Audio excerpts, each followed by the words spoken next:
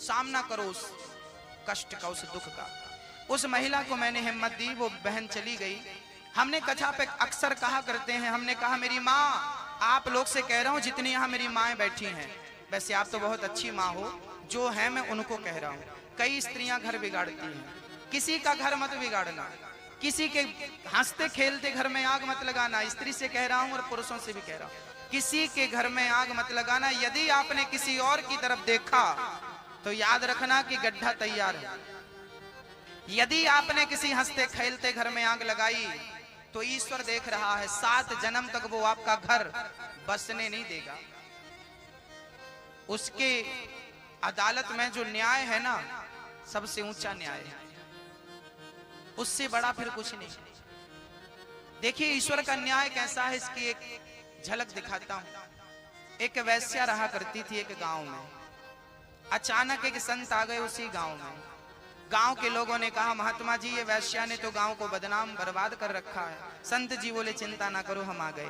संत जी ने अपनी कुटिया बना ली वैश्या के घर के सामने, और सुबह 4 बजे से गौरी शंकर सीताराम, पार्वती शिव सीताराम, हरे राम राम राम का नाम जपने लगे। अब जो भी ग्राहक वैश्या के घर आते वो बाबा की कुटिया में घुस जाते और वो भी कीर्तन भजन करने लगते। करते करते वैश्या का कारोबार तो बिल्कुल ठप होने की स्थिति पे आ गया। अब वैश्या को बड़ी गुस्सा आई, क्रोध आया, बाबा ने जब से कुटिया बनाई है मेरा काम ठप हो गया। तो वैश्या ने अपने यारों से कहा, जाओ और बाबा की कुटिया पे आग लगा दो। वैश्या के यारों ने जाकर बाबा की घास की कुटिया पे आग लगा दी। धू धू करके कुटिया जलने लगी, आग की लपटें उड़ने लगी। उसी क्षण देखना भगवान का न्याय, ईश्वर का न्याय देखना।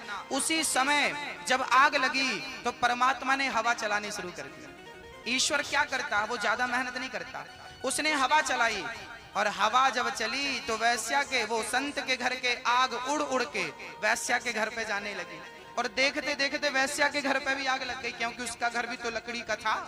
उसके घर पे भी आग लग गई। वैश्या दौड़ी दौड़ी आई, महात्मा जी ने आपने हमारा घर जला दिया, आपने हमारे घर पे आग लगा दी। महात्मा बोले, बेटी मैंने तेरा घर नहीं जलाया तो किसने जलाया? संत ने कहा, तेरे यार ने मेरा घर जलाया तो मेरे यार ने भी तेरा घर जला दिया। हिसाब बराबर। ईश्वर के घर पे देर है, अंधेर। इसलिए अपनी पत्नी के साथ खुश रहो, अपने बच्चों के साथ खुश रहो, अपने परिवार में, अपनी कमाई में। आप 1000 रुपए महीना कमाते हो, 10,000 रुपए महीना कमाते हो, 50,000 महीना जितना कमाते हो, आप अपने में ही खुश रहो। दूसरों का धन हमारे लिए मिट्टी है, दूसरों की स्त्रियां हमारे लिए माँ हैं, दूसरों की बेटियां हमारे लिए बहन है, दूसरों की बच्चियां हमारी पुत्रियां हैं। बस इस दृष्टि से संसार को देखना चाहिए। माँ, बहन और बेटी के नजरिए से दुनिया को देखो। यहाँ जितनी बूढ़ी हमारी माताएं हैं, ये सब हमारी माँ हैं। जो हमारी बराबर की हैं, ये सब हमारी बहन हैं। और हमसे जो छोटी हैं, वो सब हमारी पुत्रियां हैं, बेटियां हैं। ऐसे पुरुषों को स्त्रियों को देखना चाहिए। स्त्रियों को कैसे? बोले, आपसे उम्र में बड़ा है तो पिता, बराबर का है तो भाई, छोटा है तो पुत्र। इस दृष्टि से आप देखो। मेरी माँ, संसार बुरा नहीं है, संसार को देखने का नजरिया बुरा है। जिस दिन ये नजरिया ठीक कर लोगे ना, संसार अपने आप ठीक हो जाएगा। लोग कहा करते हैं जमाना खराब है, लोग कहते हैं जमाना खराब है। अब मैं आपसे पूछना चाहता हूं कि जमाना आपसे है कि आप जमाने से हो? जमाना आपसे है कि आप जमाने से? हमसे जमाना है कि जमाने से हम हैं? हमसे जमाना है, जमाने से हम। लोग कहते हैं जमाना खराब है। अरे जमाना आपसे तो है, आप अच्छे हो जाएंगे तो जमाना अच्छा हो जाएगा, आप बुरे हैं तो जमाना बुरा। बदलना किसको है?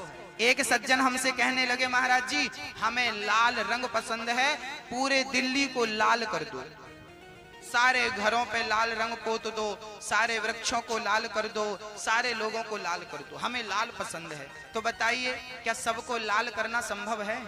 सब जगह लाल रंग पोतना संभव है? तो फिर क्या करें? बोले संभव है। बोले आप जमाने को लाल मत करो, लाल कलर का चश्मा लगा लो अपनी आंखों में। तो आपको लाल देखना पसंद है ना, तो आपकी आंखों पे लाल चश्मा होगा तो फिर आप जिसे देखोगे सब लाल दिखेंगे, आपको प्रॉब्लम खत्म।